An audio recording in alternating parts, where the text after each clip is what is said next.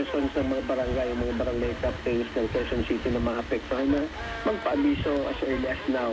Umikot na sila sa kanilang mga barangay na yung sanay na mag-park sa mga nasabing kalsada na kung saan gagawin natin alternatibong ruta, wag na silang mag-park doon kasi definitely i-intensify namin yung clearing operation sa mga lugar na ito and at least makapagpaabiso na yung mga pulong barangay nila sa kanilang constituency. Itong 4,000 pesos na illegal parking pag walang driver sa loob at nakahinto, nakapatay ang makina.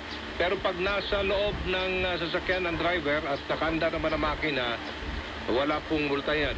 Tama ba? Actually po, basta illegally parked ikaw, whether may driver or wala. Okay. It's already 4,000. No po. 4,000 na po yan. So, hindi ibig sabihin porque may driver, pumunta ka sa lugar na bawal pumarada, basta may driver, wala kang violation.